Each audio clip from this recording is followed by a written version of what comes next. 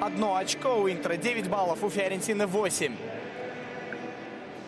Одна из центральных встреч тура наряду с матчем Ювентус-Рома, который вы, наверное, посмотрели. Туринцы легко обыграли столичный клуб со счетом 4-1. Сегодня не уверен я в том, что какая-то из команд крупно победит. И, на мой взгляд, будет очень упорный и равный поединок.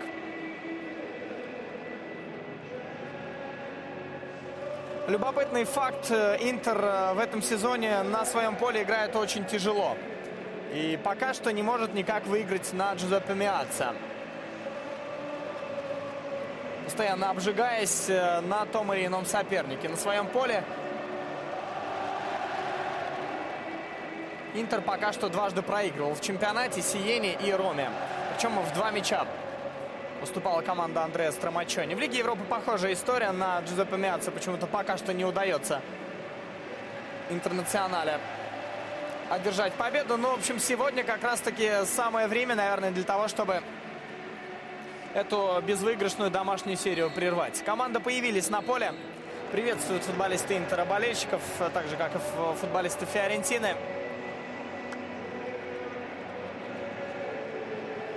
Фиалки очень сильно изменились. В этом межсезонье большое количество приобретений совершила команда из Флоренции. Новый тренер Винченцо Монтелло теперь возглавляет Фиорентину. Напомню вам, что по окончании прошлого сезона покинул команду Делио Росси. В общем, противостояние двух молодых наставников. Страмаччони 36 лет, Винченцо Монтелло 38. В общем, и тот, и другой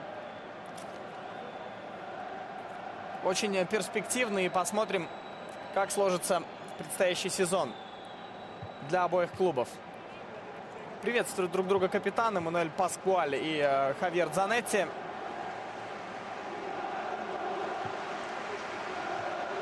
А вот Антонио Кассано, совсем недавно еще радовавший своей игрой фанов Милана. Теперь он выступает за заклятых врагов Россонери. Это Массимо Моратти, президент Интера.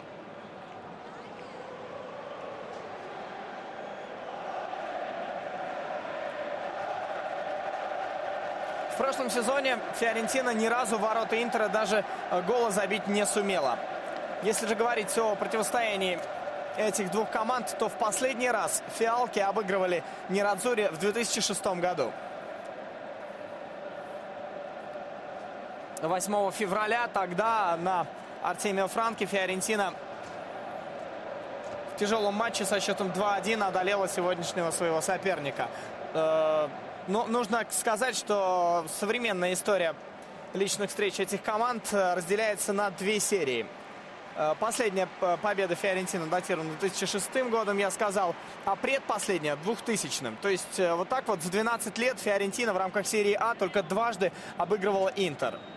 Оба раза на своем поле. Сегодня будет очень тяжело команде из Флоренции. Но я думаю, вы со мной согласитесь, что коллектив у Винченцо Монтелло очень любопытный. И большое количество приобретений, много изменений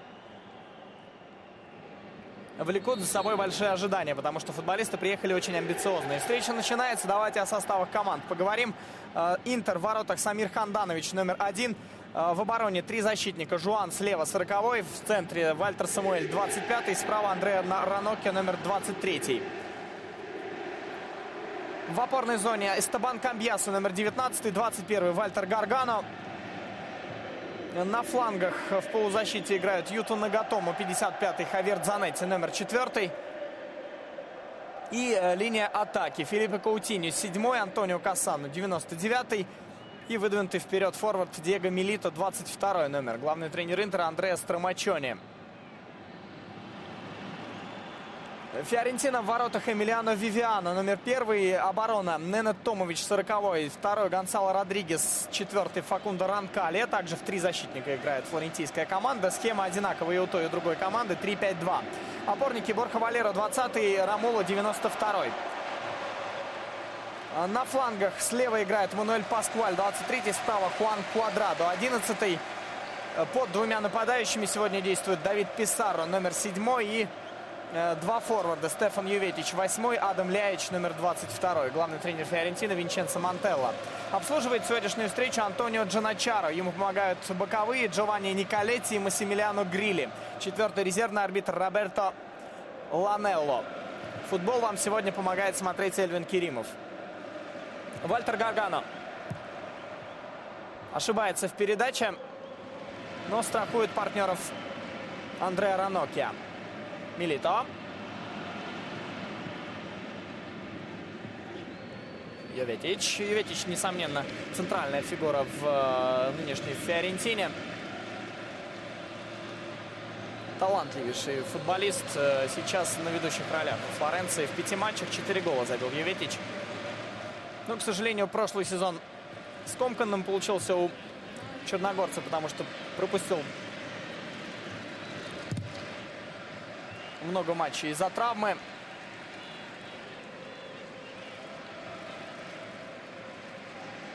Ну, а этот сезон начинает просто здорово. Адам Ляич выполнял передачу на Ромулу, который не сумел продолжить атаку. 3-я минута матча идет.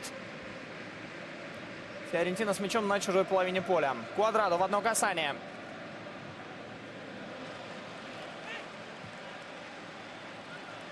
Угловой зарабатывают гости. Мяч покидает пределы поля, коснувшись Вальтера Самуэля. Это второй матч Вальтера Самуэля в этом чемпионате.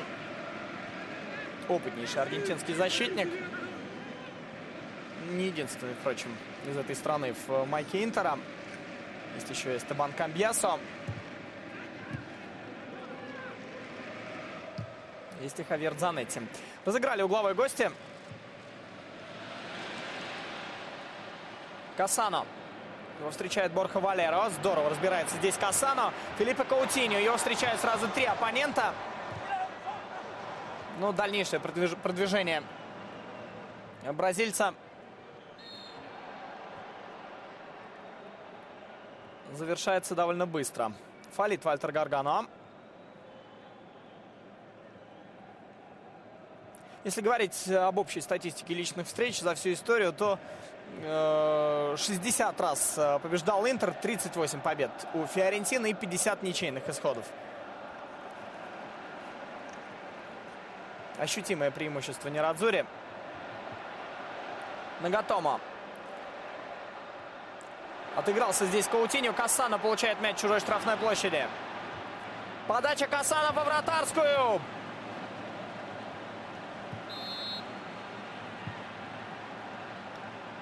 Фол в нападении фиксирует арбитр. Подключился здесь Вальтер Самуэль. Да, он и нарушил правила.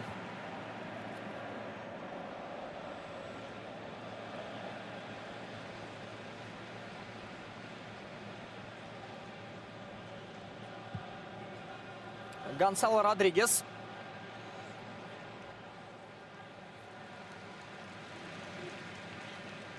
Мяч в руках Самира Хандановича.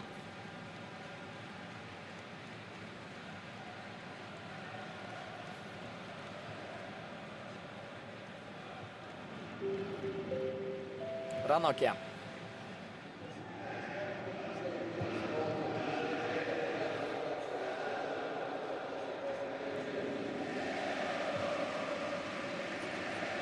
В прошлом сезоне здесь на Джузеппе Меаццо Интер обыграл Фиорентину со счетом 2-0.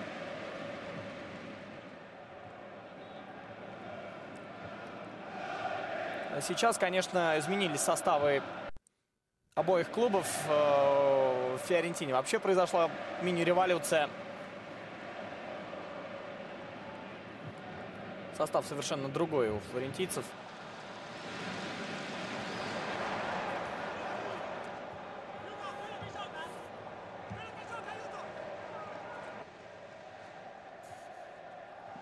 Стадион не заполнен. И вообще, если говорить о средней посещаемости Джузеппе Меаццо в этом сезоне, то около 40 тысяч зрителей посещают матчи Интера. Ну, прямо скажем, Не самый фееричный показатель, но тем не менее это тенденция, сложившаяся годами.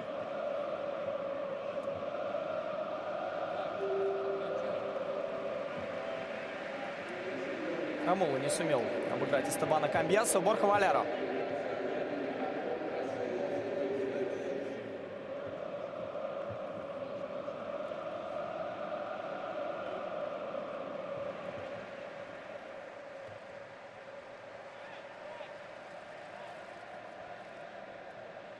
Есть проблемы с составом у Андреа Страмаччони. Травмирован Родриго Паласио. Травмирован Кристиан Киеву, Уэсли Снейдер.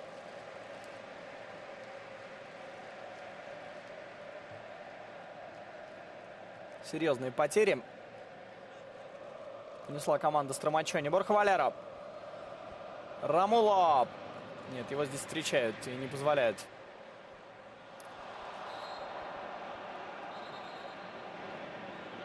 продвинуться дальше. Милито оказался на газоне.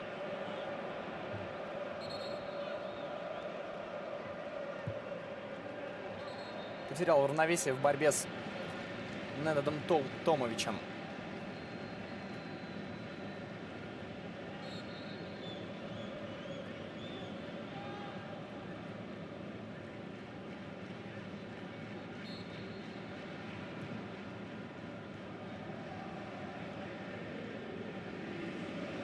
Раноке.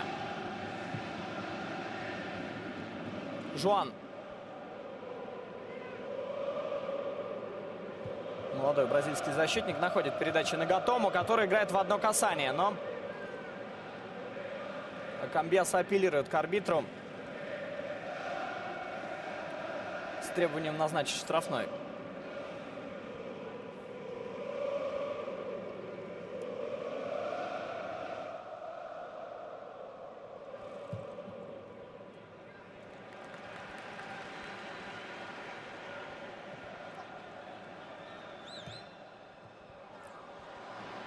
Штрафной площади мяч и нарушает правила сейчас Эстебан Камбьяса.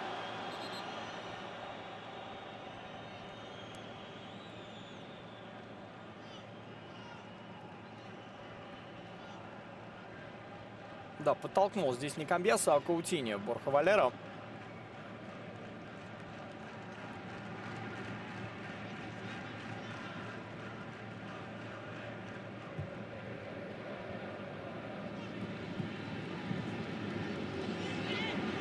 Пока что очень много борьбы, много сумбура и необязательных потерь совершают команды. Томович. Борха Валера. Родригес. Гонсало Родригес приехал в Фиорентину из Вильяреала, так же как и Борха Валера. Напомню вам, что желтая субмарина покинула испанскую премьеру по окончании прошлого сезона. Куадрадо, прекрасная передача! Не сумел за нее зацепиться Мануэль Паскуаль, капитан Фиорентины.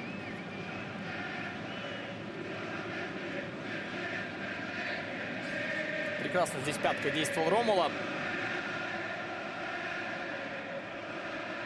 Не обыграл чуть ли не половину обороны соперника Куадрадо.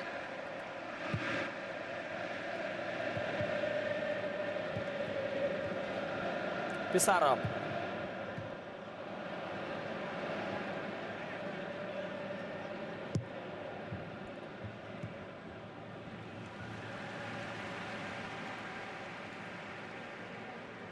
Давид Писаро в последние годы где только не играл.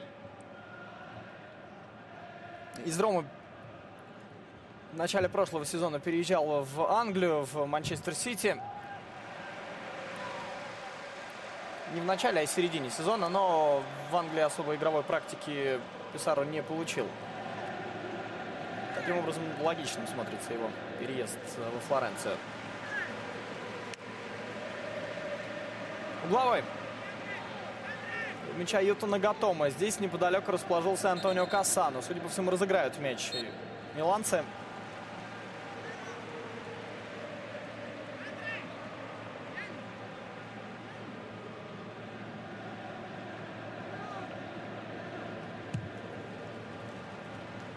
Очень сильная подача последовала.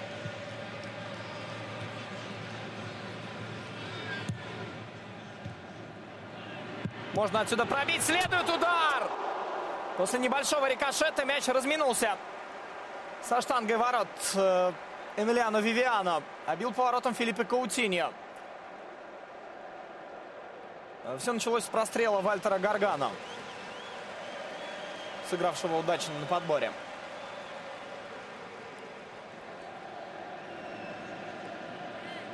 Стандартное положение. Еще одно у ворот Фиорентины. У мяча Антонио Кассано. На сей раз справа будет подавать угловой. Следует навесная передача. Это домашняя заготовка. Камбьясо!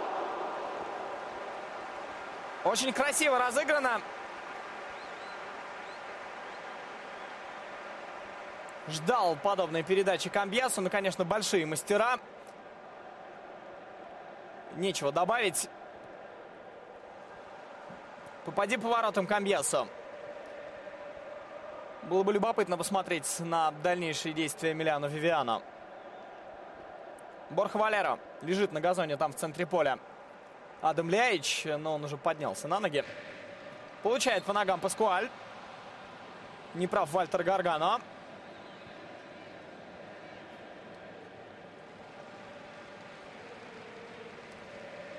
Гаргано переехал в Милан из Неаполя. Несколько очень хороших сезонов он в Наполе провел и сейчас усилил Интер.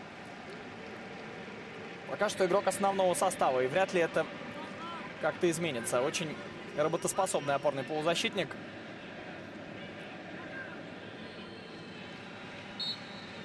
Штрафной у ворот Хандановича. Сильная подача! Здесь на пути мяча становится Вальтер Самуэль.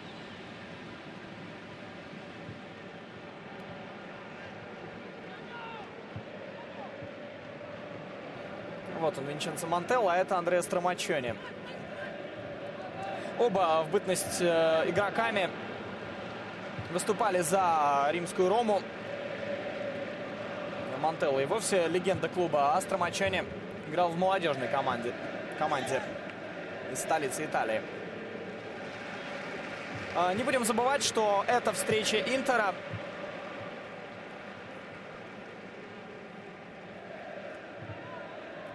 она особенно тем, что в середине недели команде играть с Невчи.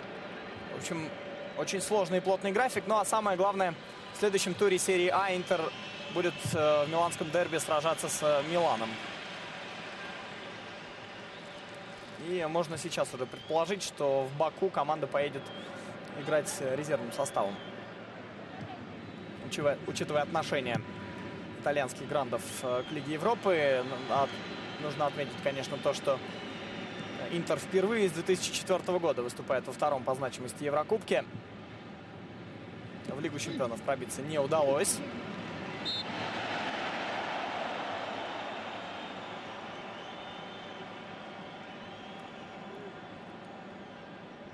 Фалит Ненад Томович, останавливая тем самым Антонио Кассано. Жуан.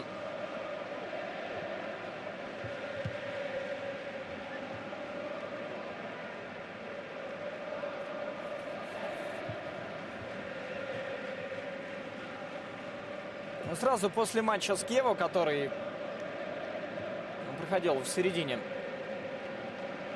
недели, Андреа Страмаччони прокомментировал игру и сказал, что переход на игру в три защитника оказался успешным. Напомню вам, что в Вероне Страмаччони попробовал сыграть именно так. И сегодня в таком же сочетании Интер волшил на поле. Прекрасный момент. Простреливал Филиппе Каутиньо, который прошел, не глядя, нескольких соперников. И пенальти назначает Антонио Джаначаро. Судя по всему, кому-то в руку мяч попал. Именно это показывает сейчас арбитр.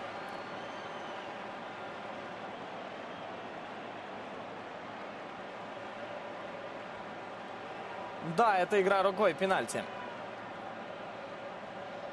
Рука находилась в неестественном положении. И Гонсало Родригес может по инерции, как угодно, но тем не менее сыграл рукой. Это пенальти.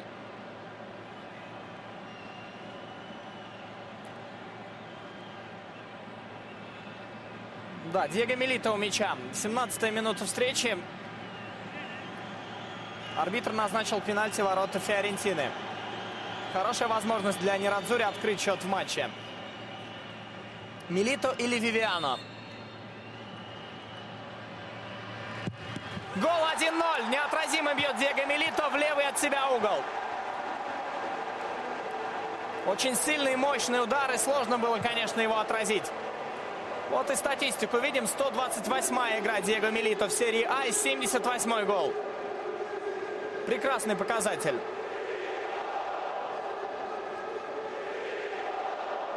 Чувствует себя виноватым Гонсало Родригес. К тому же желтую схлопотал за, возможно, споры с арбитром. А мы смотрим повтор пенальти.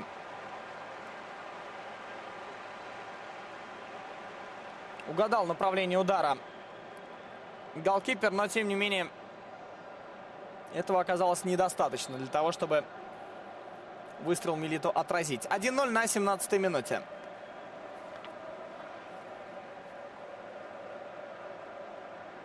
Борха Валеро получает в штрафной площади мяч. Адам Ляич. Квадрадо.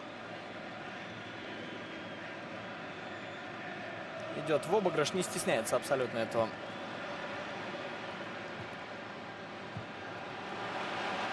Вингер Фиорентины.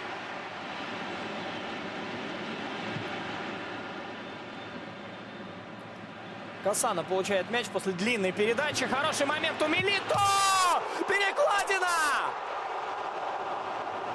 Фантастически сейчас действовал Диего Милито. Одним движением ушел от защитника, вторым очень сильно пробил поворотом. Лишь каркас ворот выручил Самира Хандановича. Эмилиано Вивиано, конечно. Милито же не по своим воротам все-таки бил. Квадрадо. Интер очень мощно начал.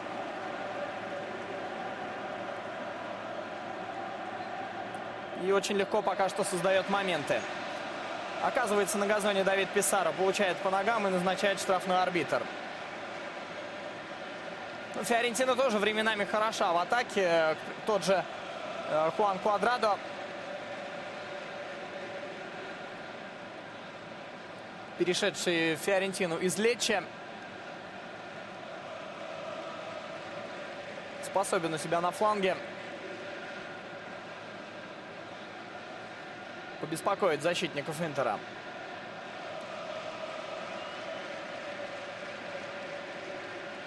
Отчитал 9 метров арбитр. Здесь нам показывает Факундо Ранкальо,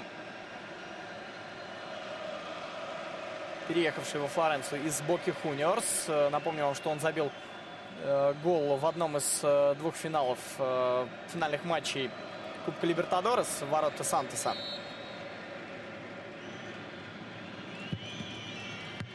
Прекрасный момент. Самир Ханданович отражает удар и переводит мяч на угловой.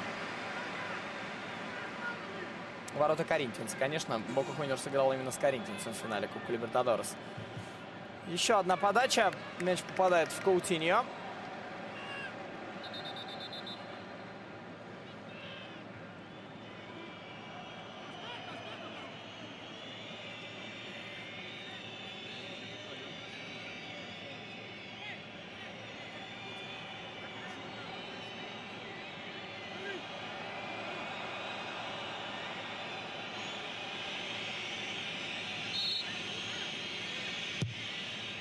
Подача на ближнюю штангу. Здесь Хавьер Дзанетти.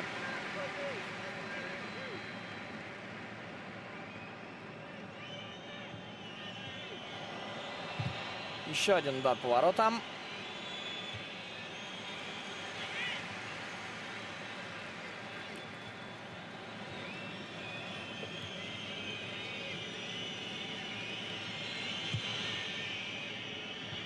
Бесконечные подачи, они,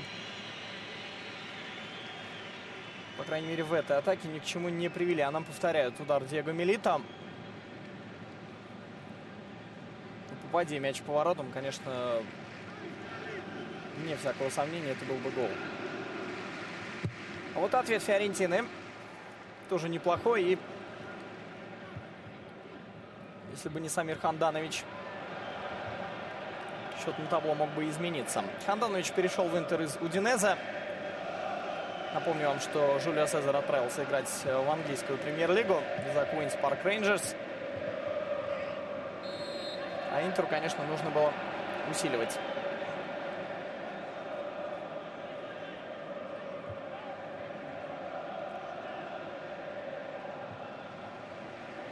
Вратарскую линию. Напомню, что Жулио Сезар, в общем-то, в последний сезон не всегда свою команду выручал и ошибки допускал. Борха Валера. Хорошая прострельная передача, не дотягивается до мяча Стефан Йоветич.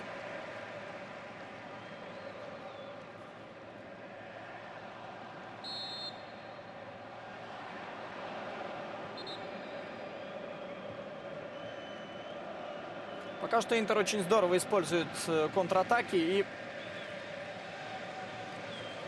стандартные положения.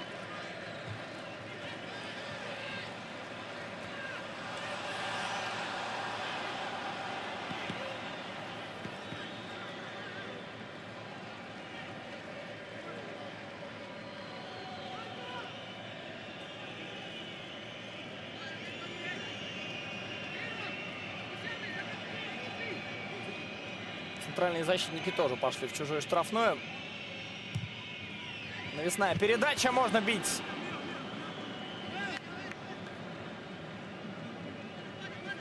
От головы Гонсало Родригеса мяч уходит за пределы поля, судя по всему. Нет, от головы защитника. Последним коснулся Раноке. Обложили хозяев стандартами футболисты Фиорентины. Пятый корнер уже. Ронкалия. В единоборстве с Нагатомой.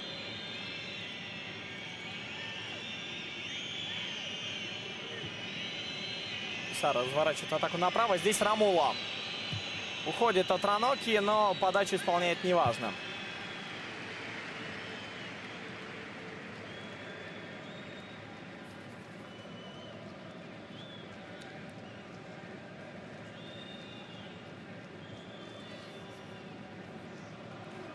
После приобретения Антонио Кассано, конечно, много говорилось о том, как же будут играть вместе Кассано и Снейдер.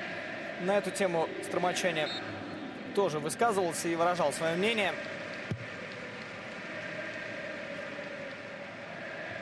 И он считает, что разговоры о несовместимости Кассано и Снейдера на поле полная ерунда. И то, как их использовать вместе на поле, моя задача.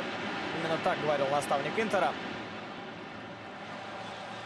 Не исключая возможности, что и тот, и другой футболисты будут заиграны вместе. Несмотря на то, что по, конечно, своим игровым функциям они очень-очень похожи.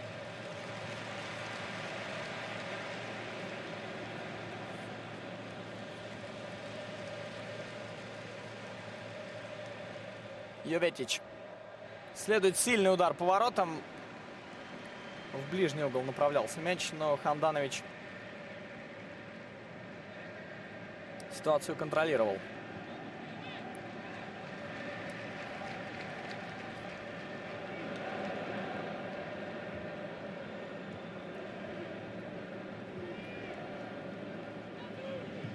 Шесть лет Стромачани работал в молодежной команде Ромы, после чего переехал в Милан и трудился в Примавере Интера. Йоветич.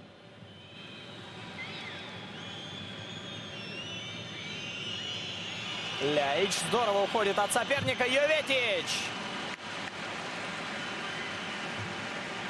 Здорово играл в этом эпизоде Самуэль, в которого мяч и попал. Ляич.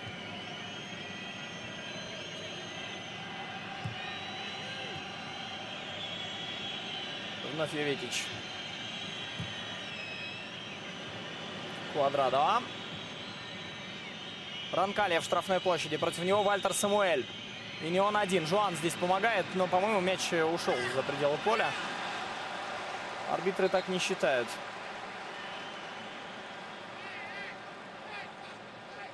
В том числе и тот, что расположился за воротами.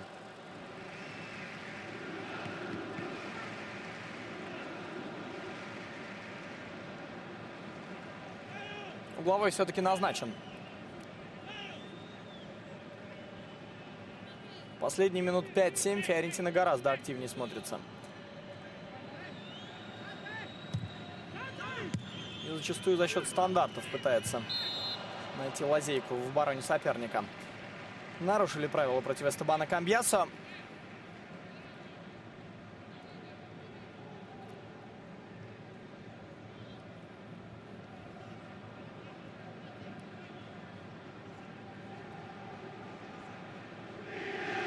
Уже полгода Стромачони руководит Интером. После того, как в конце марта было объявлено об увольнении Клаудио Раньери. Молодой специалист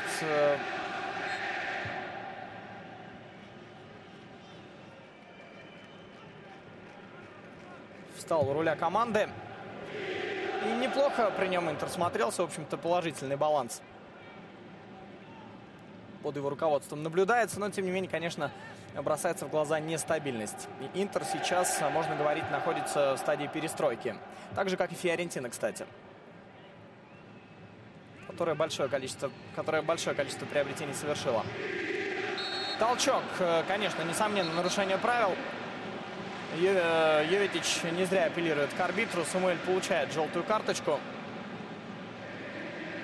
за несдержанность. Прежде всего, нельзя было, конечно, так действовать. Ну, зачем? Саданул соперника по ноге. Поспорил к арбитрам. В общем-то,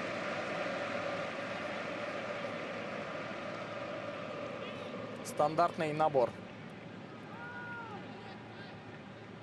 Неужели Кассану тоже получает желтую? Или просто пытается оспорить предупреждение партнера?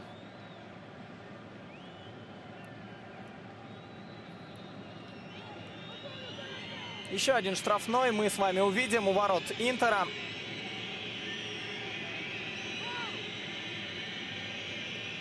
Льяичи Паскуале у мяча. Есть предположение, что исполнит стандарт капитан. Стенка состоит из 3 футболистов Интера. И еще там пристроился игрок Фиорентины, который, вероятно, в момент нанесения удара убежит с места событий. Это Борха Валера в стенке.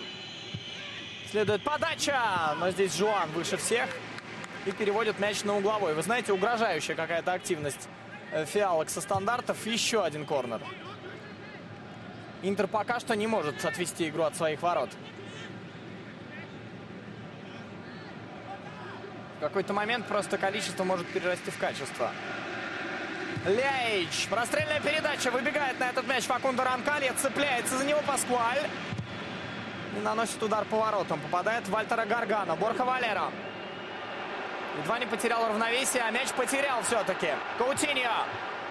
Есть предложение. Кассано. Милито рвется вперед. Диего Милито. Выход 1 на 1. Отбивает мяч Вивиано.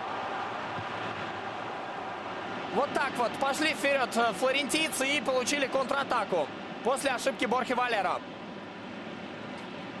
Йовитич останавливает его здесь не по правилам Раноки и получает заслуженную желтую карточку.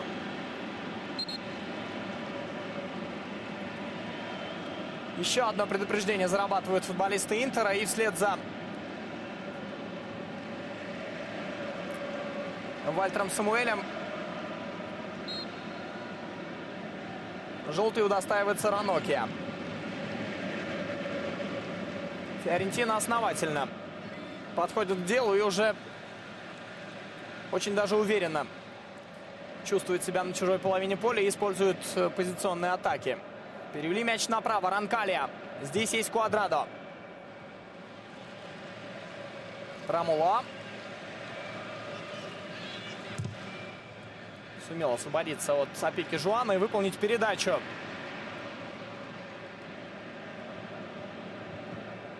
Пока что очень здорово в момент контратак Интера действует Филиппе Каутиньо. Очень взрывной футболист. И при первой же возможности он ускоряется.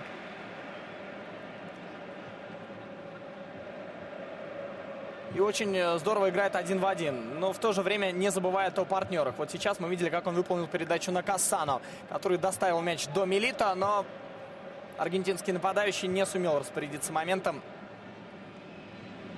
должным образом. Самуэль. Ну, конечно, нужно еще отметить хорошую игру Эмилиано Вивиано,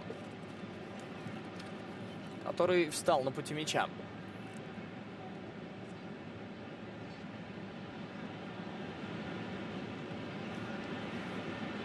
Занетти. Милито. Отошел назад Диего. Помогает партнерам в построении атаки. Жуан на Самуэля. Прессингуют флорентийцы. Борха Валера здесь мчится на бразильца. Сильная передача из глубины в сторону Филиппе Каутиньо. Кассано в одно касание пытался переправить мяч на Диего. Писаро. Борха Валеро. Очень приличный центр поля у Фиорентины. Здесь и Ромуло, здесь и Борха Валеро, здесь и Давид Писаро. Все опытные футболисты. И весьма мастеровитые. Нагатомо. Мяч перехватили на чужой половине поля гости. Квадрадо успевает к этой передаче. Оставил мяч в пределах поля. Пытается обыграть один в один. Временами, конечно, колумбиец увлекается подобными действиями и забывает о существовании партнеров.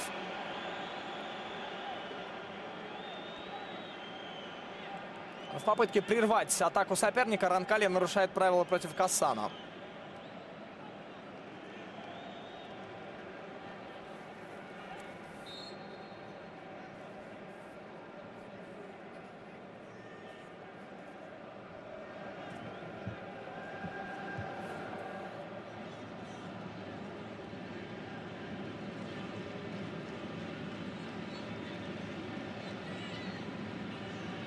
Ранокья. Передачу из глубины вырезал. Смотрите, какой момент у Антонио Кассано. 2-0. Шикарная передача от Ранокьи. И завершающий удар Антонио Кассано. На 34-й минуте Интер удваивает свое преимущество.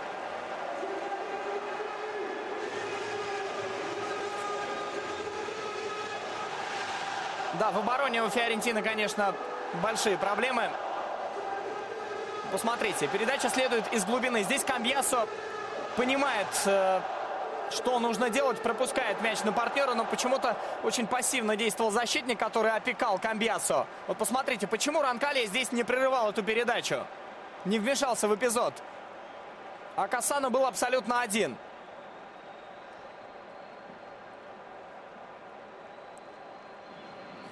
Воспользовались свободной зоной футболисты Интера на чужой половине поля. А у Фиорентины пока что проглядывается невнимательность в обороне не только защитников, но и опорников.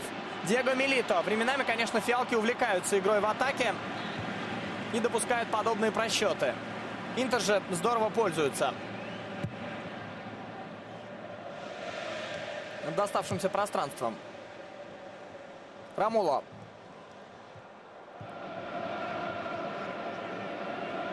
Давид Писаро.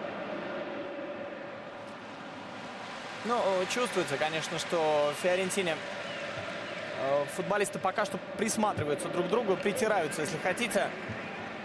Все-таки недолгое время они вместе. И, конечно, со временем тренировочный процесс и практика, игра в серии А, она это положение вещей должна изменить, но пока что чувствуется, что в некоторых микроэпизодах есть определенное недопонимание. И в том числе при обороне своих ворот. Адам Ляич. Интер же пока смотрится просто такой, как хищный зверь, который мимолетно, мгновенно пользуется слабостью соперника, наказывая при первой же возможности. Ляич. Занетти перехватывает мяч и рвется вперед. 39-летний аргентинец. Пропускает мяч на Каутиньо. Впереди опять очень свободно, и можно бить поворотом, но удар получается не сильным у бразильца.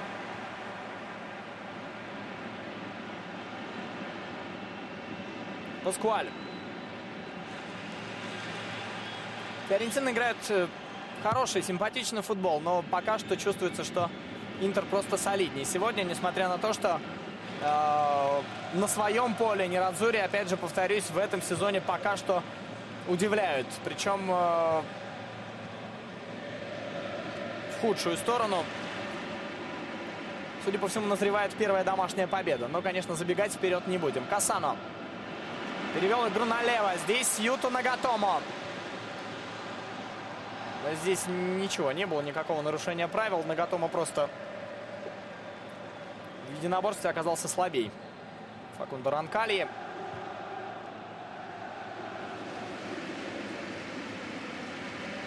Ну а Кассано нам повторяет второй забитый мяч. Мастерски разобрался с Вивиано и отправил мяч в ближний угол. Вратарь же стал гадать и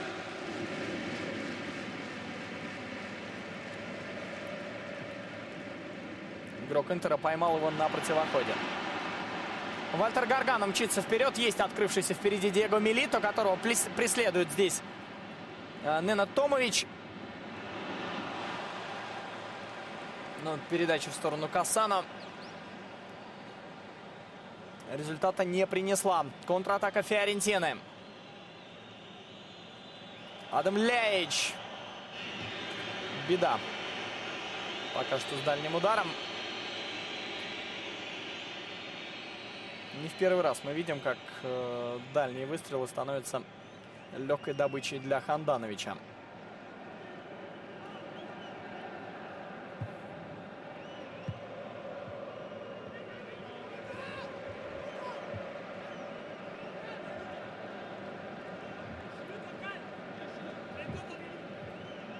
Да, в последних 10 встречах между этими командами 7 раз побеждал Интер, и трижды матчи заканчивались в ничью.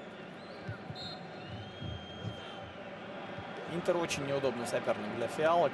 Ну, конечно, нужно учитывать и тот факт, что в последние годы команда из Флоренции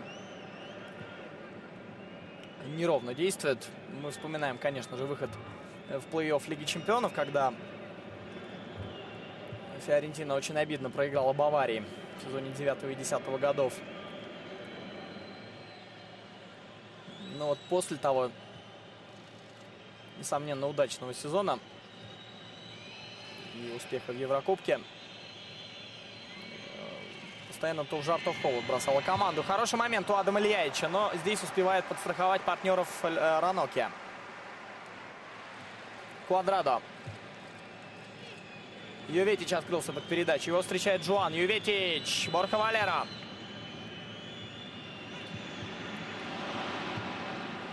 Не без труда, но все-таки миланцы отбились. Каутиньо. Томович очень хладнокровен. Писаро.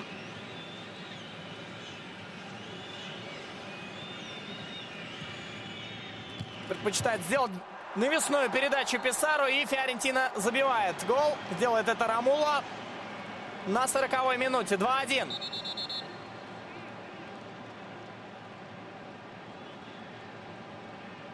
Играючи забили гости. Никто не встретил Писаро, который подумал, исполнил подачу. Посмотрите, сколько он был с мячом. Постоял, постоял и навесил. Не прикрыт оказался Ромула. Что делали в этот момент центральные защитники, непонятно. Но для интриги, я думаю, это очень и очень здорово, что Фиорентина сейчас забила под занавес первого тайма. 2-1. Очень результативный матч у нас получается пока что. И это не может не радовать. Вальтер Самуэль, Камбьясо. Нагатомо вблизи чужой штрафной. Кассано.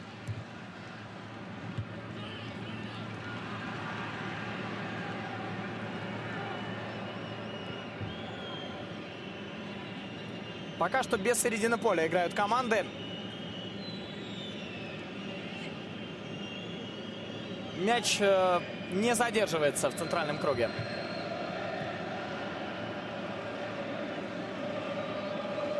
Томович. Находит передачу Йовитича. Офсайда нет. Прострельная передача. Леич!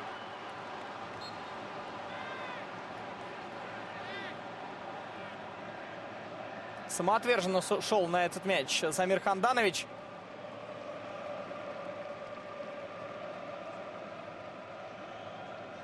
Ну и, разумеется, до конца пошел Адам Леич.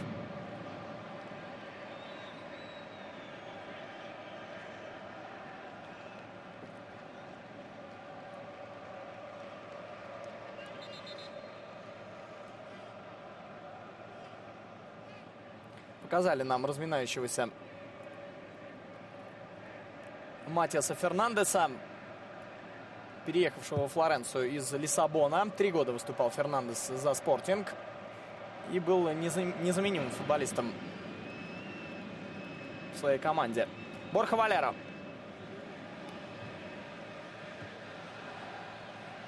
Льяич.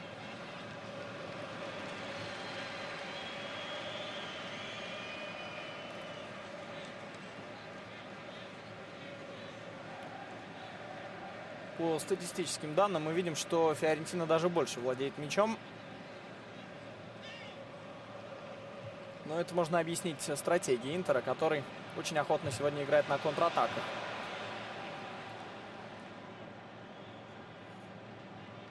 Караулил здесь Ромулу Жуана и едва не отобрал мяч. Заканчивается у нас первый тайм, и пока что мы с вами видим очень-очень зрелищный и яркий футбол. Дзанетти. Кассана.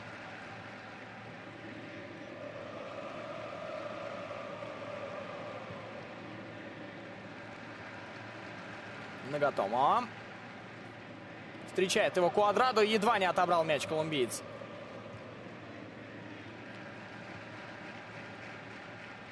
Каутиньо.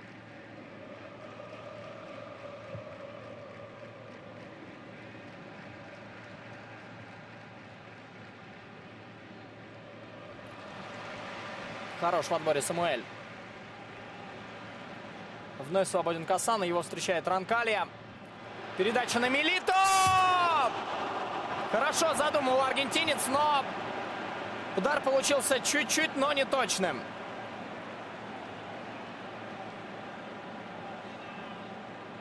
Закручивал мяч в дальний угол Диего.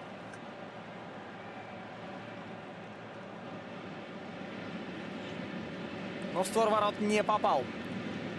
Последняя минута первого тайма идет. Интер впереди 2-1. Мы видим соотношение ударов.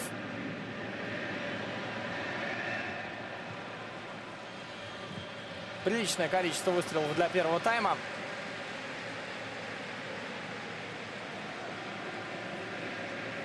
Отрадно, что и те, и другие сегодня решили сыграть в остро атакующий футбол. Интер понять можно. Интер играет дома. Фиорентина, что радует, не боится и отвечает атакой на атаку. Потому что понимает, что в принципе такой Интер можно обыгрывать. Льяич выдает. Но Нерадзури сегодня пока что очень-очень здорово смотрится. Каутиньо. Хорошая передача, но Куадрадо здесь оказывается в нужное время, в нужном месте. Дзанетти. 1 минуту добавляет главный арбитр к первому тайму. Удар по воротам Дзанетти угловой.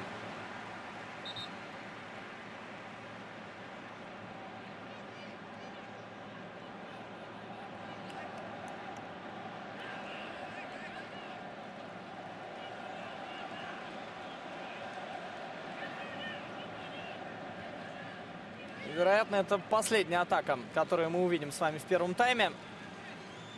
И определенно шанс для хозяев, чтобы восстановить статус-кво и восстановить разницу в счете. Подача следует, удар головой, параллельно воротам мяч пролетает. Писаро.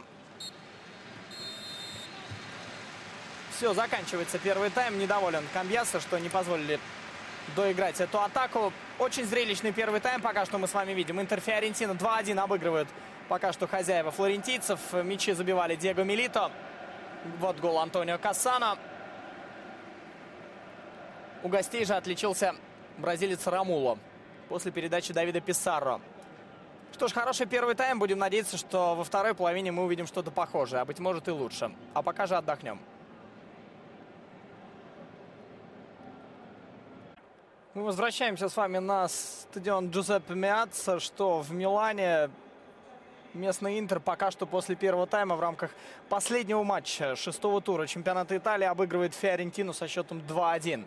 Показывали нам активно в перерыве Матиаса Фернандеса, который, судя по всему, сейчас выйдет на поле во втором тайме и усилит атаку флорентийцев. Ну а самое время, наверное, сейчас поговорить о возможных усилениях. В Фиорентине также в запасе Лупателли, Ахмед Эгаци, Савич, Кассани, Сеферович, Льяма, Мильячо, Лука Тони и Нето. В общем, Лука Тони вернулся после долгих лет скитаний в родную команду. Совсем недавно, впервые после возвращения своего, забил.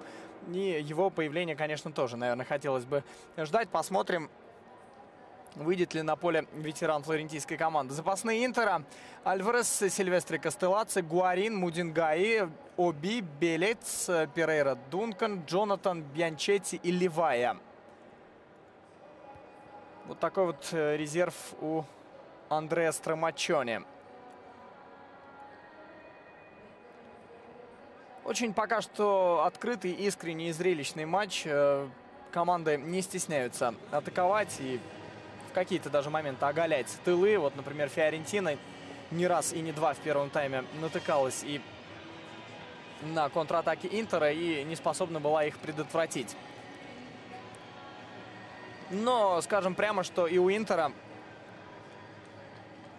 не все в порядке в обороне. Фиорентина создает моменты. Фиорентина один мяч уже забила, могла и больше. Но, тем не менее, конечно, очевидно и бросается в глаза то, что в каких-то моментах просто Интер смотрится просто организованнее и временами в контратаках, прежде всего, очень-очень легко создает моменты. Но, тем не менее, не будем забывать о том отрезке, который пришелся на вторую половину первого тайма, когда Фиорентина за счет стандартов, за счет своего давления заставила Интер волноваться и создавала моменты с завидным постоянством. Возможно, не супер голевые, но, тем не менее, острота у ворот Самира Хандановича, она возникала.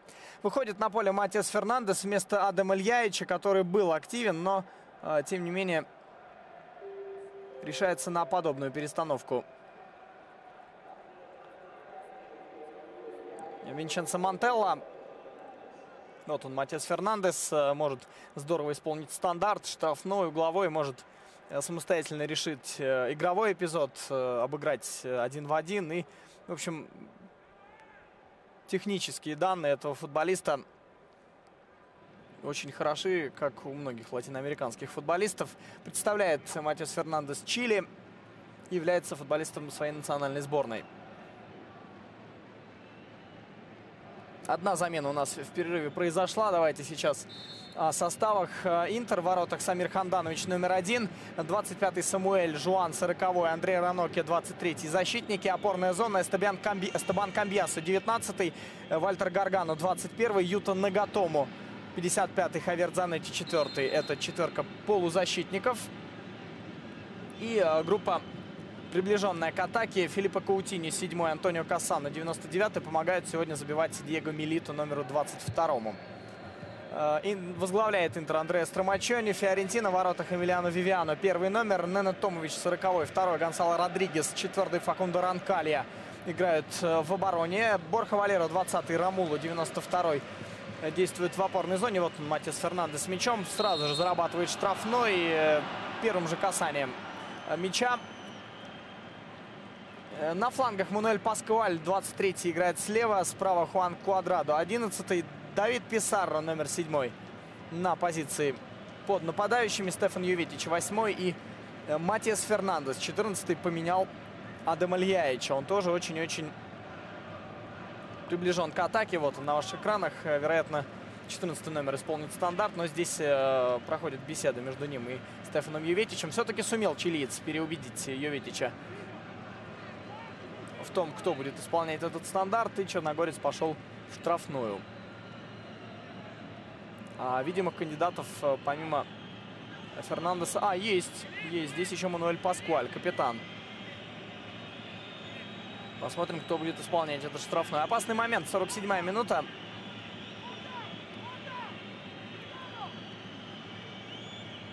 Антонио Джаначаро. После его свистка мы увидим удар по воротам Интера. Паскуаль бьет по воротам, попадает в стенку.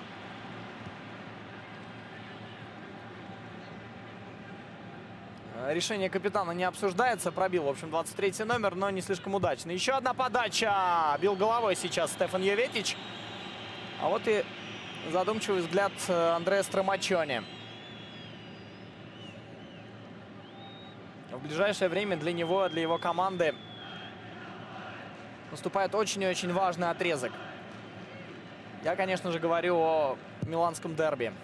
Учитывая то, в каком состоянии сейчас находится Россонери, у Интера большие шансы оказаться победителем первого в сезоне миланского противостояния.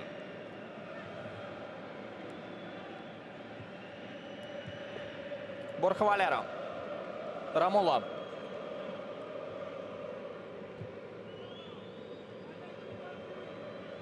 Гаргано встречает Фернандеса. Валеро.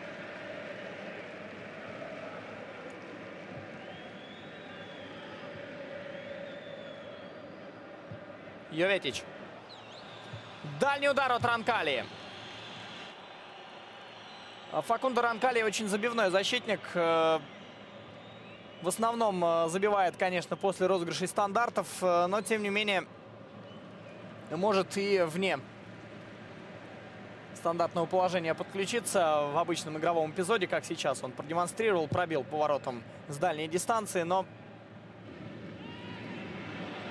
попасть в створ не сумел. Ранкали.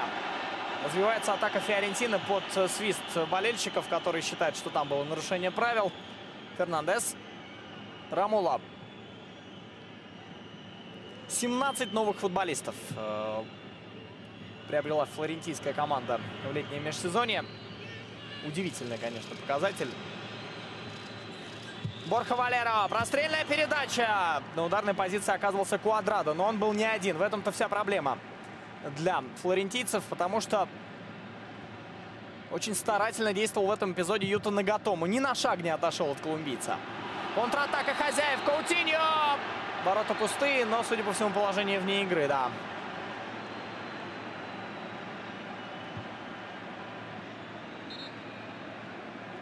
Абсолютно точно, товарищ судья. Так вот, 17 новых приобретений Фиорентины. И немалое количество игроков покинуло команду.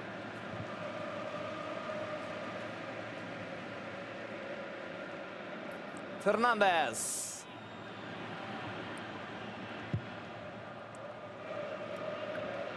По собственной воле упал на газон. Гонсало Родригес. Борха Валеро.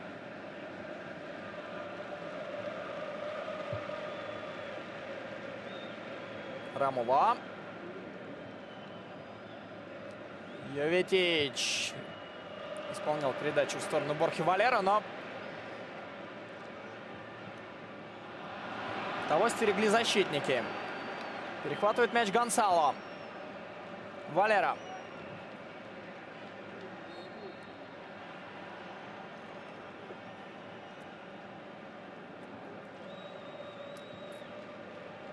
Территориальное преимущество сейчас у Фиорентины, и это, конечно, не оспаривается. Но, опять же, вот вы видели, да, одна передача, и Коутиньо выбегал 1 на 1. Другой вопрос, что он был в офсайде, конечно. Но, тем не менее, насколько это опасно и рискованно для Фиорентины вот такая игра, но мы понимаем, что Винченцо Монтелло не отказывается от своих притязаний и продолжает гнуть свою линию. Фиорентина ищет счастье в атаке, не ждет ошибки соперника. А Интер, пользуясь все-таки ситуацией, когда ты ведешь, пускай не в 2-1, в один мяч, но, тем не менее, Пытается ужалить соперника с помощью быстрой и мгновенной контратаки. Минимум передач. Главное находить свободные зоны. А их, как мы видим по этой игре, предостаточно на чужой половине поля. Дзанетти. Каутиньо. Это было сложно, конечно. Исполнив такой технический прием, еще остаться с мячом. Любопытная статистика по длинным передачам. 8-7. Интер чаще забрасывает мяч вперед. Квадрадо. Ромула. Ошибается в передаче Борха Валера, но его страхуют партнеры. Вот опять же, любая ошибка на чужой половине поля, она приводит к обрезу. Вероятно. Не всегда, конечно. Йоветич скидывает мяч на Ромула.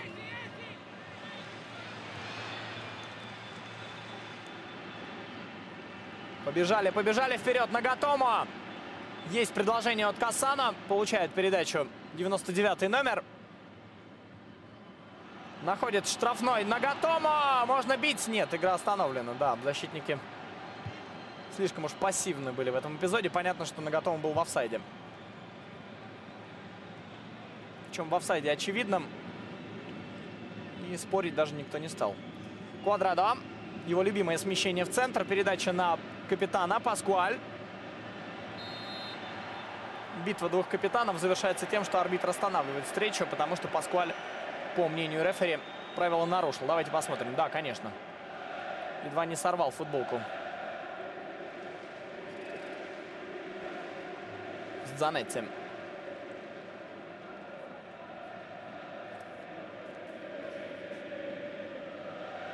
А в случае своей победы Интер сегодня переместится аж на третью позицию. Догонит по показателям римский Лацио, который сегодня выиграл у Сиены со счетом 2-1. Неоспоримый лидер Ювентус. 16 очков. Нет, конечно же, оспоримый. Он делит первую строчку с Наполи. Извиняюсь. Нужно сказать, что Фиорентина единственная команда, которая отбирала в этом сезоне очки у Ювентуса. Как раз на неделе во Флоренции команды разошлись миром. Таким образом прервалась выигрышная серия Ювентуса. Ну, напомню, что уже давным-давно туринцы не проигрывали. Желтая карточка. Ее сейчас получит Матиас Фернандес. Да, конечно, задрал ногу вверх и мог нанести тяжелую травму Вальтеру Самуэлю. И заслуженно получил горчишник чилиец.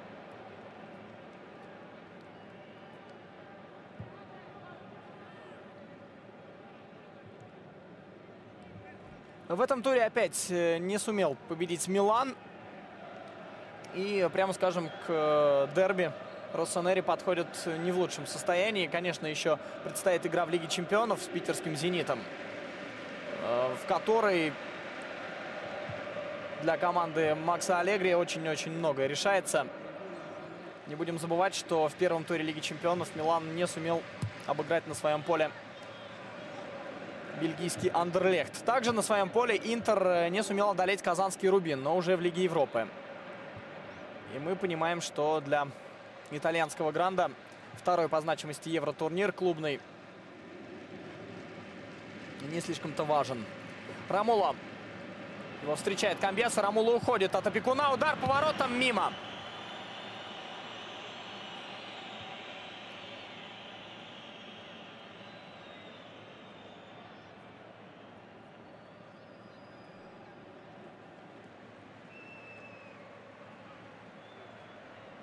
Помним мы концовку прошлого сезона, когда в миланском дерби Интер оказался сильнее в результативном матче. И в самой концовке того сезона Милан, конечно, проиграл борьбу за чемпионство Ювентусу, который был неотразим на протяжении всего чемпионата. И пока что, несмотря на дисквалификацию Антонио Конте и то, что он не может присутствовать на матчах, туринцы демонстрируют на редкость классный футбол. В общем-то, как продолжение прошлого сезона. Стабильно набирает очки туринская команда. Не в пример другим грандам, которые пока что решают свои проблемы. Интер, Милан, Рома. Хорош, конечно, Наполи. Но посмотрим. Сейчас рано делать какие-то выводы и обозначать конкурентов в борьбе за чемпионство. Из-за боковой ведет мяч в игру Хавьер Дзанетти. Каутиньо. В руку Камбьесу мяч попадает, но арбитр показывает, что абсолютно случайным было это попадание, и продолжайте игру. Вивиано.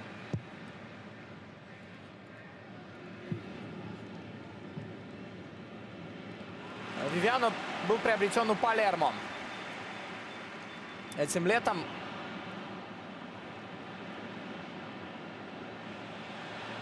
Квадрадо.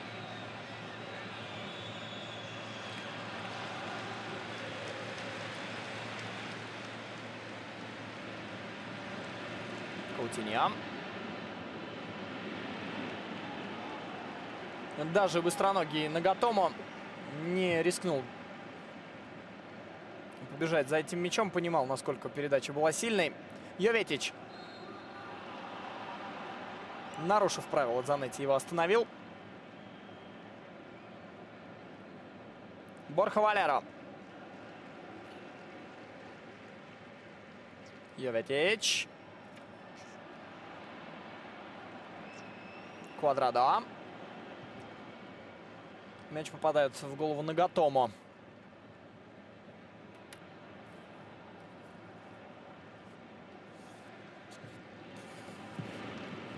Забив сегодня, Диего Милито догнал в списке бомбардиров в Интере Антонио Кассано, но потом мы видели гол Антонио, который вновь вернул себе звание главного бомбардира Интера.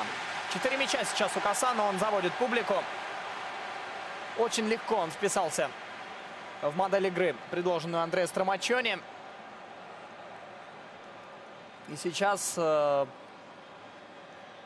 очень отрадно, конечно, то, что Кассано после тяжелого заболевания сердца сумел вернуться в футбол, и как. Мы помним его выступление и на Евро.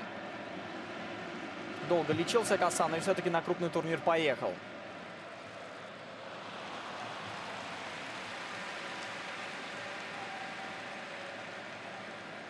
В этом есть, конечно, элемент мужества, и это невозможно не оценить.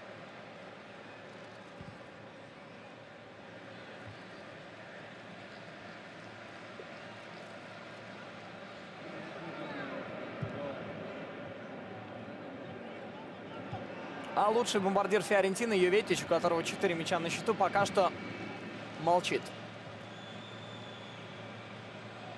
Квадрадо. Не понял его Фернандес, пошел вперед открываться, а Квадрадо выполнял передачу совсем не туда, куда бежал Матиас. Или Матиас, наверное, так. Фернандес уходит легко от Гаргано, на удивление очень легко разделался с 21 номером футболист Фиорентины. Контратака Интер развивается. Каутиньо, есть предложение слева от Кассано, получает мяч Антонио, его встречает Ранкалья, ускоряется игрок Нерадзури, но позицию выиграть не сумел. Очень хорошо поставил корпус аргентинский защитник. Йоветич. Передача направо. Ромула. Квадрадо. Оставил мяч на Йоветича. Борха Валеро. Прекрасно играет Андреа Раноккия. Начинал контратаку своей команды, но после того, как получил по ногам в момент своего прорыва, едва не потерял равновесие.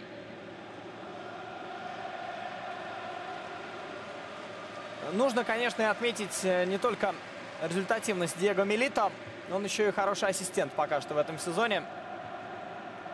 2 голевые передачи на его счету.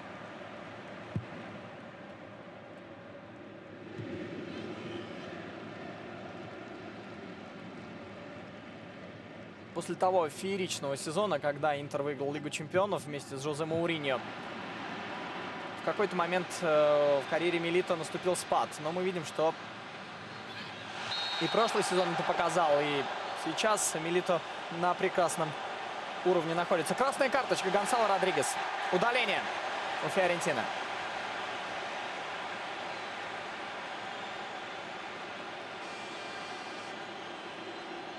Пытался остановить прорыв соперника. Юта Нагатомо был с мячом. Его преследовал Факундо Ронкалья. Ну, в общем-то, в мяч не играл Родригес.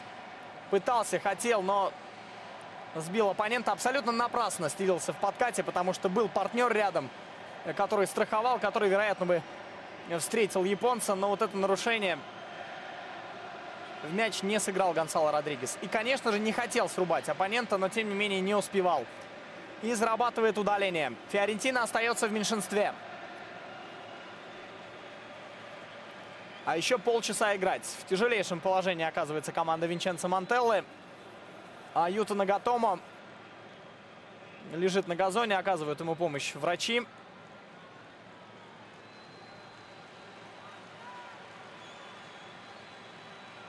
Нам показывают ключевые моменты матча. Сначала пенальти, назначенный ворота Фиорентины за игру рукой. Второй мяч Кассана после передачи Андреа Ранокки. И хорошего действия Стебана Камбьясу, который мяч пропустил. Гол Фиорентины мы тоже увидели. Штрафной ворот Эмилиано Вивиано. Следует подача Кассано. Защитник встречает мяч. Квадрадо. Можно начинать атаку своей команды. Легко уходит от Камбьясу. Колумбиец Рамула. Писаро. Передача очень-очень точная на Йоветича, который не нашел вблизи чужой штрафной Матиаса Фернандеса.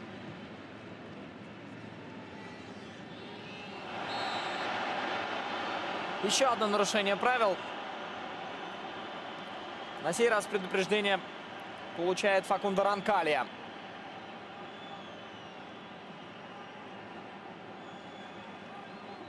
Который ошибся, когда Интер забивал второй мяч,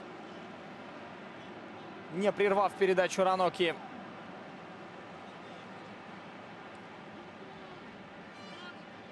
Ошибся и сейчас. В результате чего был вынужден нарушить правила. Дзанетти.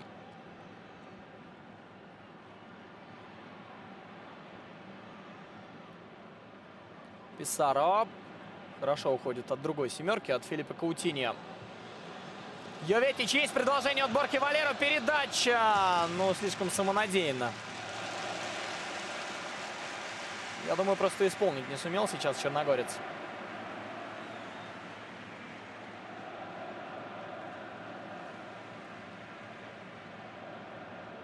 Лука Тони разминаются и запасные Интера.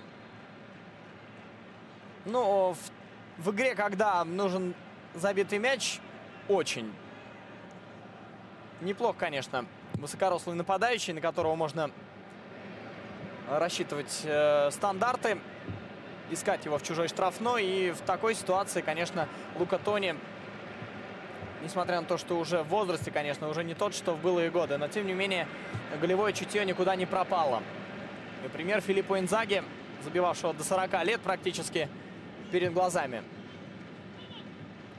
О мастерстве Луки Тони, я думаю, лишний раз говорить не нужно. Гаргано переводит мяч на противоположный фланг. Здесь Хавьер Дзанетти, которого встречает Мануэль Паскуаль. Не рискует Дзанетти играть вперед. Пас назад на Раноккио. Гаргано фалит. Оттолкнул рукой капитана Фиорентины.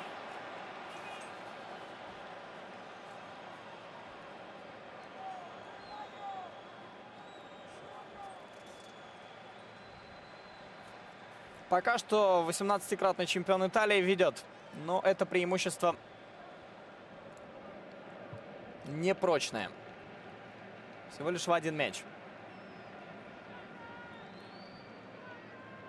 А средний возраст Интера, футболистов Интера 26 лет, столько же примерно такой же средний возраст примерно у футболистов Фиорентины. Но мы уже говорили о том, что команда сейчас находится в похожем состоянии, когда очень-очень многое за короткий промежуток времени меняется. Прежде всего, конечно, это касается состава команд. Ромуло на Фернандеса.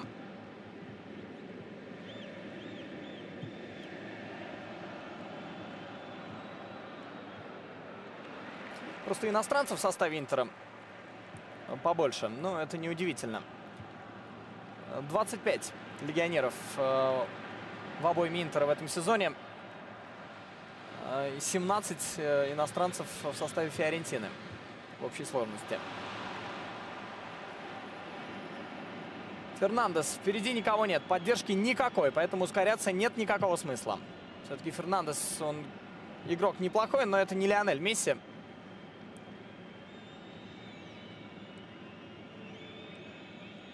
Йоветич. Паскуаль. Был когда-то в Интере футболист с похожей фамилией, но Джованни Паскуале, если помните. Матиас Фернандес уходит от двоих. Гаргано преследует чилийца и правил не нарушает, как считает Антонио Джаначаро. Фернандес. Пас в одно касание от Ромуло. Не получается точным. Квадрадо. Писарро. Фернандес освобождается от опеки. Йоветич лежит на газоне чилиец опять. Ну, в общем, посмотрите. И Йоветич падает.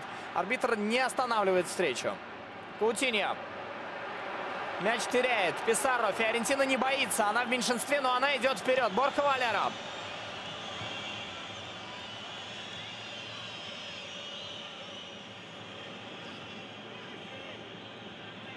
Даниэль Паскуаль. Сильная передача. Мануэль Паскуаль, конечно же. Жуан мчится вперед. Габаритный защитник начинает контратаку Интера. Есть предложение от Нагатома. Может отсюда японец попытаться пробить. Нужно, конечно, найти момент. Убирал мяч под себя, но на пути встал защитник.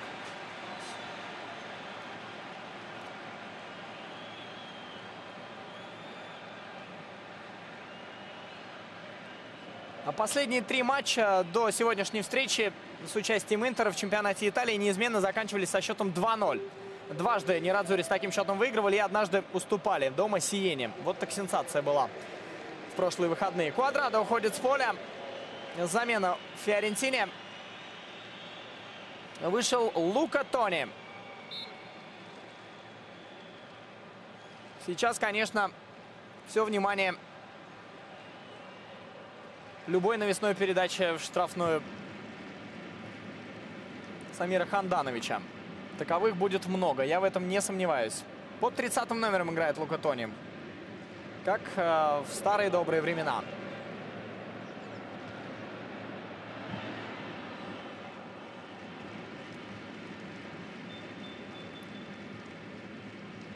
Каутиньо.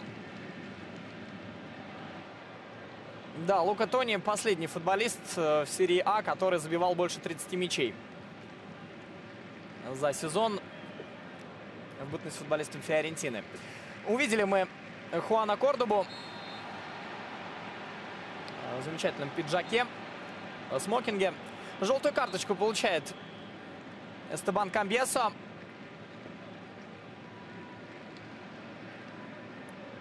За фол против Матиаса Фернандеса. Замена у Интера. Выйдет на поле вместо Филиппе Каутиньо Рикардо Альварес.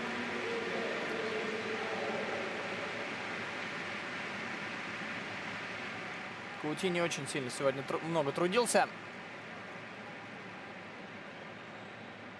И заслужил эти аплодисменты.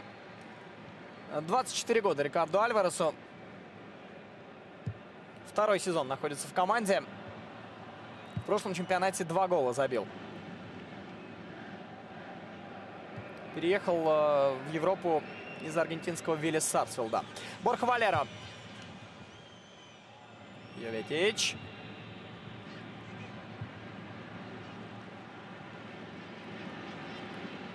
Альварес, атакующий полузащитник. Вот сейчас он подключается из глубины, но не заметил его подключения Нагатомо и отдал передачу на Милито. Кассано.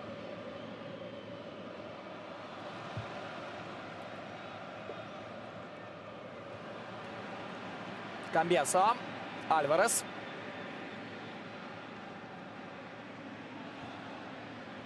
Открывается под эту передачу Милито!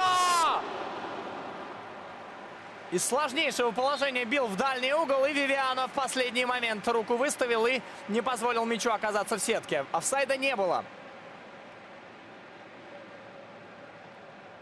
Удивительно работоспособный футболист Милито. Постоянно в движении, постоянно предлагает себя, и сейчас имел прекрасный момент. Ну, с подобной стороны Милито себя зарекомендовал уже давно, будучи еще игроком Сарагосы и Дженуа. Ну а карьера футболиста в Интере — это, конечно, что-то удивительное. Подача с углового. Это тот случай, когда футболист в зрелом возрасте, будучи уже, в принципе, возрастным игроком, переезжает в топ-клуб и играет на высшем уровне. Не без спадов, конечно, но от этого не застрахован никто. Камбьесо на Нагатомо. Нет, сыграл этот мяч Кассано. Нагатомо. Камбьесо. Передача от 32-летнего аргентинца 24-летнему.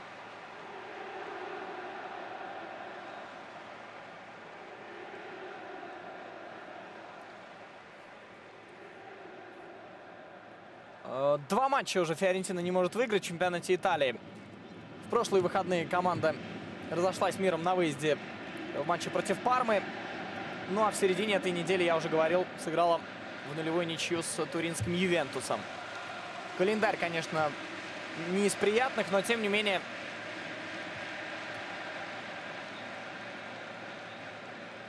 очки нужно набирать. Вы посмотрите, на старте сезона против Фиорентины играли Удинезе, Наполи, Ювентус и сейчас Интер. Вот такой вот нелегкий старт у команды Винченцо Монтелло, но тем не менее она держится на плаву, играет очень-очень неплохо.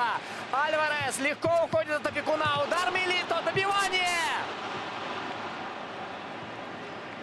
Прекрасно Рикардо Альварес разобрался в этом эпизоде, как же играючи он ушел от опекуна, посмотрите. Ну, нам уже показывают завершающую стадию эпизода. Удар Милито, мяч попадает, по-моему, в руку Раноке, но тем не менее она находилась в естественном положении. Арбитр не остановил встречу. Еще один угловой ворот Вивиано. Разыгрывают его Кассано и Альварес. Навесная передача от Антонио. Здесь борется за верховой мяч Вальтер Самуэль. И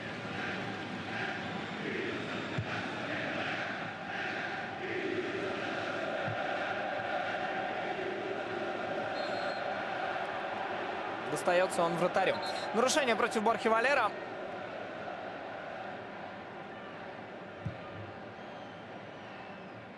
Большой объем работы выполняет испанец. Вообще он и в атакующем плане преуспевает в этом сезоне. Уже 2 голевые передачи отдал в серии А. За 7 миллионов евро Фиорентина приобрела Борху Валера у Вильяреала, простите.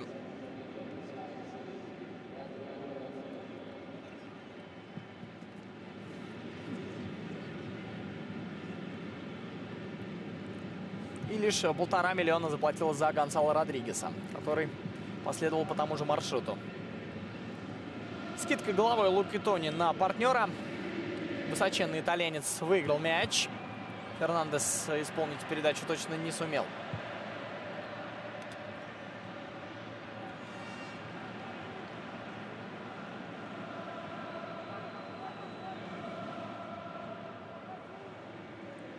Фернандес.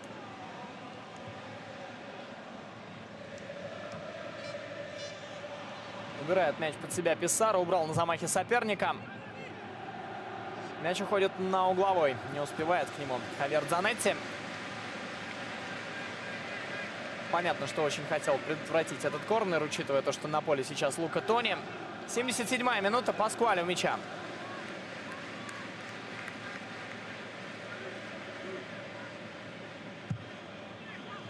Подача на ближнюю штангу, и выскакивал на этот мяч Лука Тони. Арбитр показывает, что нужно повторить. Судя по всему, мяч ушел от футболиста Интера. Здесь небольшая потасовка с участием Луки Тони.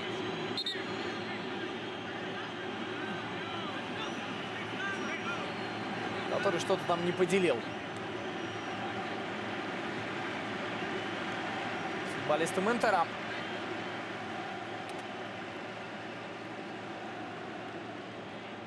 Мы сейчас на повторе видим. Да, это Вальтер Гаргано.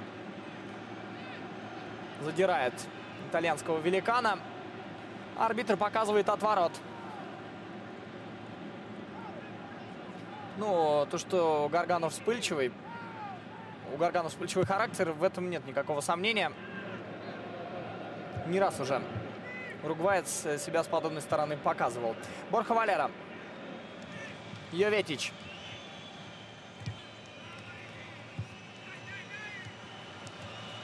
Очень сложно сегодня приходится Йоветичу, постоянно вокруг него один, а то и два оппонента, поэтому приходится постоянно отвоевывать мяч в единоборствах. Ну, тут уж статус лидера команды обязывает быть предельно внимательным всегда, потому что к тебе относятся с повышенным настроем и играть будут предельно жестко.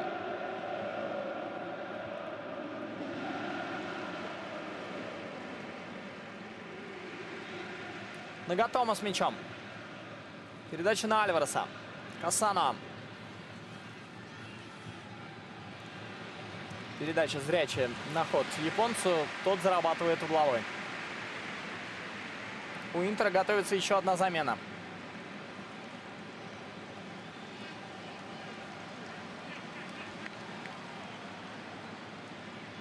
Габи Мудингай выйдет на поле.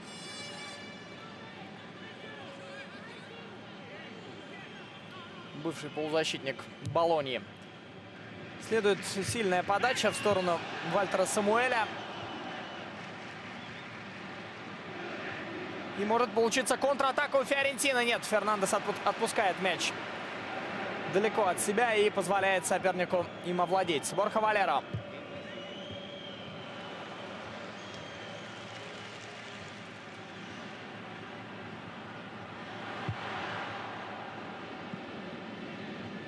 Вы знаете, несмотря на то, что Фиорентина уже 20 минут играет в меньшинстве, это не чувствуется. Они продолжают владеть мячом, они продолжают наступать. И, в общем-то, честь и хвала Винченцо Монтелли, потому что физическое состояние его команды, по-моему, на отменном уровне.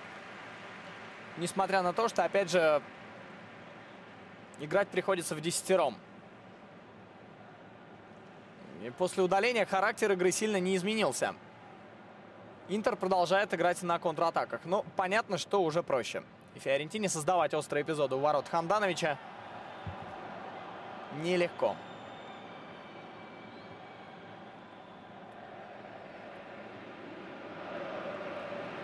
Прекрасно вышел на поле, кстати, Рикардо Альварес. Вы не находите?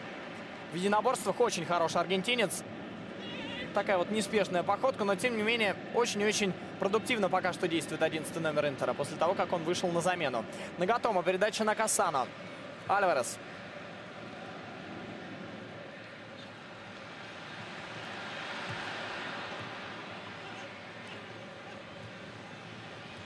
Внушительный габарит у Альвареса. Но обращается с мячом здорово. Йоветич. Рамула. Все никак не состоится замена у Интера, потому что встреча не останавливается. Жуан. Получает по голове Антонио Кассано. И вот сейчас останавливает игру Антонио Джаначаро.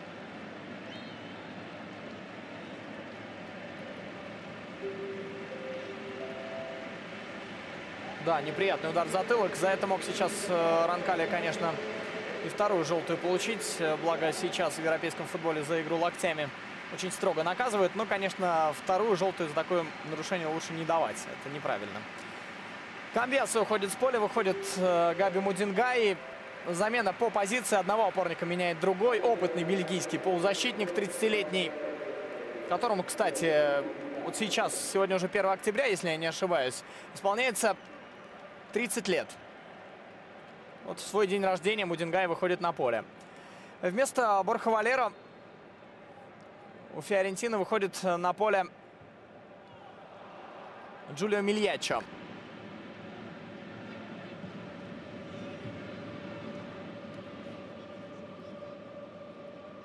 Который внешне очень сильно напоминает актера Вин Дизеля.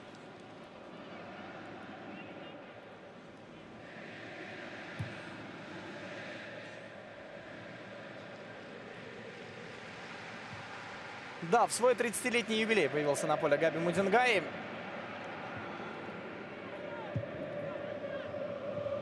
Последние 4 сезона проведший в составе Болоньи, который из года в год решает одну и ту же задачу. Борется за выживание.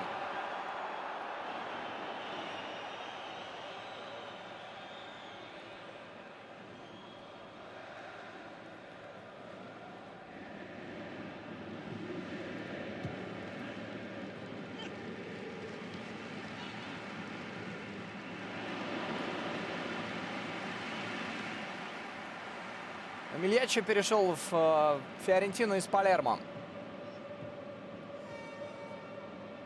в которой в этом сезоне один матч провести успел, но благо трансферное окно очень долго было открыто и уже под занавес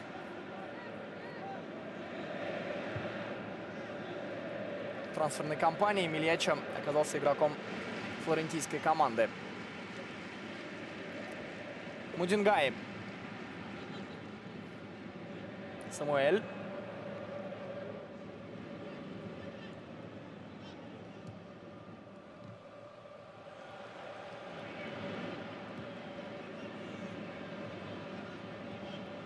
Не рискует сейчас Интер.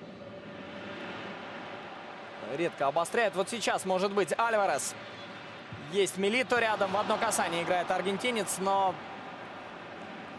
не понял Милито Альварес.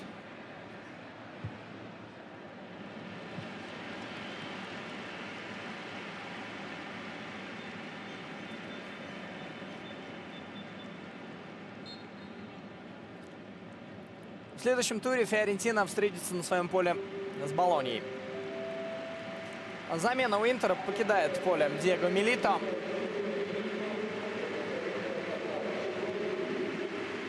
Пять ударов в сторону ворот нанес сегодня Диего. Выходит на поле Фредди Гуарин.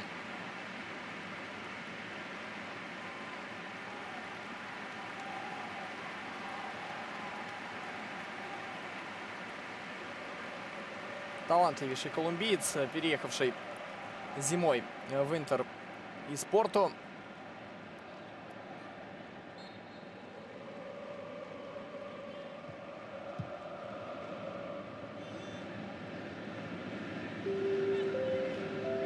Это как раз тот самый Порту, который совсем недавно выиграл Лигу Европы с Радамелем Фалькао и сотоварищами. Матиас Фернандес.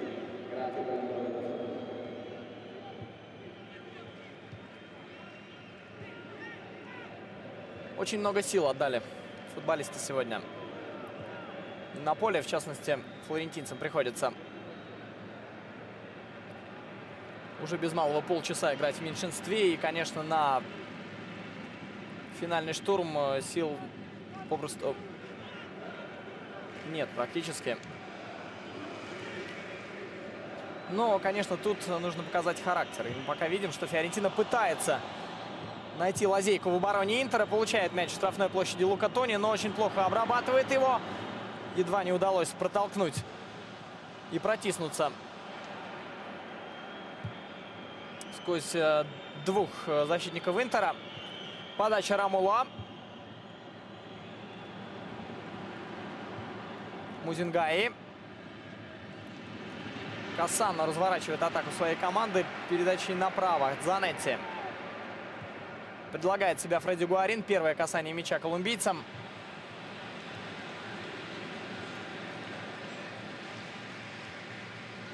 Который до своего появления в Порту играл во Франции за Сент-Этьен. Фернандес. Ну, в общем, дежурный фол от Габи Мудингаи.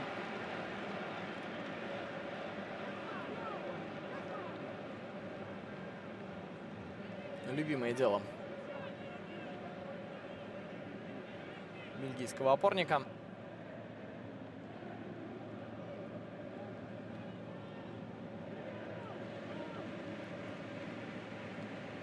Если сегодня Интер выиграет, то это, конечно, подарок для Габи Мудингаи на свой день рождения.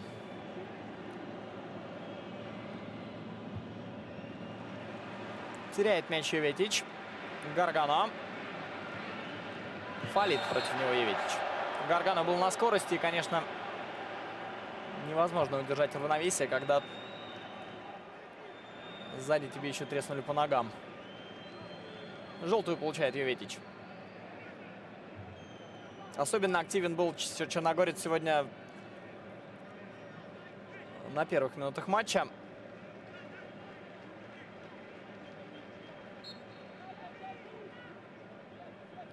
Ну, в целом, после того, как команда осталась в меньшинстве, конечно, гораздо сложнее пришлось в атаке. И голевых моментов практически у ворот Хандановича, начиная с середины второго тайма, мы не видели. Да и вообще Интер во второй половине стал играть организованнее. С оглядкой на оборону. Не рискуя и грамотно используя собственное контрнаступление. 89-я минута матча. Идет Интер по-прежнему. Фиорентину обыгрывает со счетом 2-1.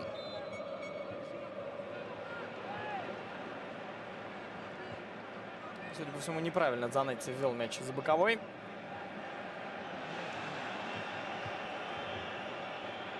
Неточная передача. Обрезал своих же партнеров Ненет Томович. Гуарин. Его встречает Мильячо. Гуарин убирает мяч под себя и заряжает куда-то в миланское небо.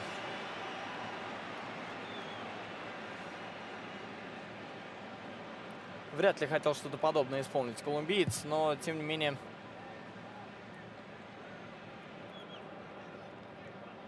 от реальности не уйдешь. Мудингаи. Сфалил Лука Тони, на которого последовала лишь одна навесная передача, которую он пытался замкнуть, но было в той ситуации очень сложно бывшему нападающему сборной Италии. Конечно, когда выходит такой габаритный форвард, нужно на него играть, нужно его снабжать передачами. Но это сложно сделать, когда ты в меньшинстве и когда ты на выезде играешь с Интером, который временами показывает очень даже солидный футбол, и чувствуется рука тренера, который ищет оптимальный путь развития команды. Ронкалия. Давид Писарро. Заброс в штрафную. Скидка от Мильячо в сторону Тони, которого держал Ранокия. По максимуму пытался осложнить жизнь нападающему Андреа. И задуманное, в общем-то, в жизнь воплотил. Кассано, который, отметим, проводит сегодня все 90 минут на поле. Его Стромачони не поменял. И Кассано продолжает заводить публику, которая успела его полюбить. Несмотря на то, что совсем недавно Антонио выступал в Милане.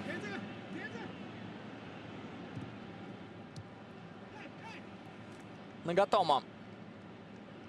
Вторая добавленная минута идет. Альварес оказывается на газоне, апеллирует к арбитру, который не обращает внимания на случившееся. Рамула. Время определенно есть у Фиорентино, но его очень мало, во-первых. Во-вторых, дополнительных сил практически не осталось.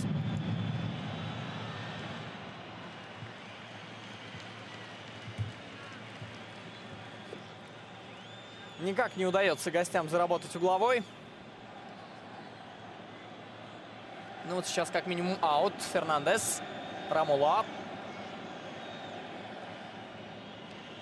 Нужно рисковать. Да, угловой.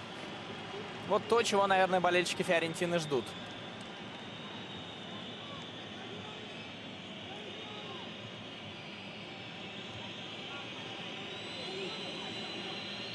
Лука Тони в своем стиле со спущенными гетрами. Угловой.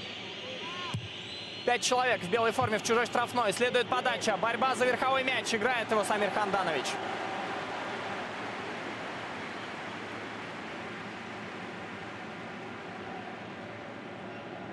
Ключевой отрезок игры сейчас.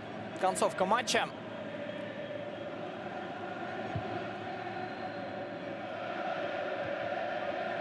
Кассано. Подустал Антонио.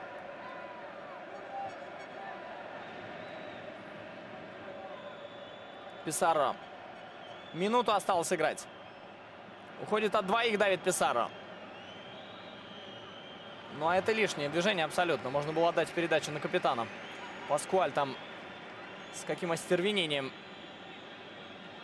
убежал отбирать мяч у людей, находившихся у кромки поля. Фол Ранкалья. Остановили не по правилам его. Желтую получает Гуарин.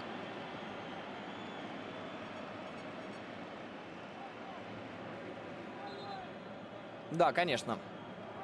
Ударил по ногам соперника сейчас колумбиец. Последний шанс для Фиорентины в матче. Осталось играть чуть меньше 20 секунд, но это не так важно. Атака будет доиграна. Кассано стоит возле мяча, пытается сбить с толку Давида Писарро. Пошел вперед Эмилиано Вивиано. Вратарь Фиорентины. Последний шанс для флорентийской команды. Давид Писарро у мяча. Навесная передача. До Тони мяч не долетает. Продолжается атака, но арбитр почему-то останавливает встречу. Не позволяет Фиорентине довести дело до логического завершения. Во всяком случае, до последнего навеса. Потому что мяч пределы поля не покинул после исполнения этого стандарта. Но так или иначе, просто главный арбитр не рискнул. Потому что добавленное к матчу время уже давно завершилось. И забей Фиорентина в компенсированному времени матча, я думаю, были бы большие проблемы у арбитра. И все бы завершилось скандалом. Так или иначе, Интер обыгрывает Фиорентину на своем поле со счетом 2-1. Мячи в этом матче забивали на 17-й минуте Диего Милито. С пенальти открыл счет. На 34-й Антонио Кассано с передачи Андреа Ранокки увеличил преимущество Нерадзури. В концовке первого тайма бразилец Рамула воспользовался передачей Давида Писарро и сократил отставание флорентийцев. Но этого оказалось недостаточно, потому что в середине второго тайма гости остались в меньшинстве, когда Гонсало Родригес за второе предупреждение был удален с поля. Вот таким вот получился этот матч. Очень даже зрелищным, очень даже интересным. И нужно сказать, что Интер впервые в этом сезоне выиграл на своем поле. Поздравляю болельщиков Интера. Всем спасибо за внимание. Футбол вам помогал смотреть Эльвин Керимов. До свидания и удачи.